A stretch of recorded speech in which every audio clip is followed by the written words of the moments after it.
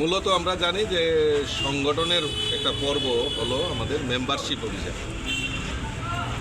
2014 সালে ভারতবর্ষের যশস্বী প্রধানমন্ত্রী নরেন্দ্র মোদীজি হওয়ার পর আমরা অনলাইন প্রথম মেম্বারশিপ করি এবং সারা বিশ্বের মধ্যে নাম্বার 1 পার্টি ভারতীয় জনতা পার্টি, তার সদস্য সংখ্যা বৃদ্ধি হয় এবং সংগঠন পর্ব হিসাবে আমাদের প্রতি 6 বছর অন্তর অন্তর আমাদের মেম্বারশিপ অভিযান চলে।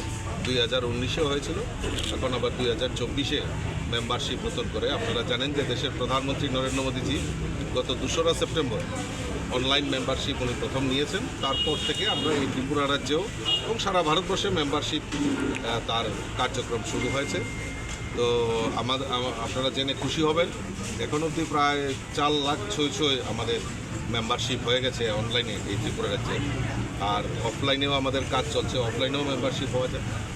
তো তারই অঙ্গ হিসাবে আজকে আমি আগরতলা থেকে যে ট্রেন পরিষেবা, আমাদের দেশের যশস্বী প্রধানমন্ত্রী আসার পর যে ট্রেন পরিষেবা, সেই পরিষেবা কীরকম হচ্ছে এবং যারা যাত্রীরা রয়েছেন তাদের সঙ্গে একটু আলাপ আলোচনা করা, তারা কীরকম ট্রেনের পরিষেবা পাচ্ছেন বা ট্রেন কীরকম চলছে সেই সম্পর্কেও খোঁজখবর নেওয়া, প্লাস পাশাপাশি আমাদের যে মেম্বারশিপ অভিযান চলছে সেই মেম্বারশিপ অভিযানে মানুষের সঙ্গে সম্পর্ক করে তাদেরকে মেম্বারশিপ করানো, সেই প্রক্রিয়াকে সামনে রেখেই আমি আগরতলা থেকে শিলচরগামী ট্রেনে আমি উঠি এবং এখান কুমারঘাট এসেছি।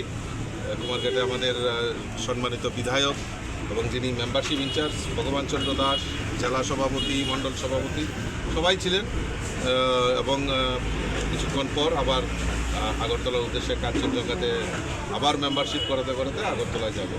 তো অর্থাৎ মানুষের সঙ্গে সম্পর্ক করা, বিজেপির মেম্বারশিপ করা, সংগঠনকে তৈরি করা, এটাই মূল লক্ষ্য নিয়ে আমার আজকে এই কুমারঘাট।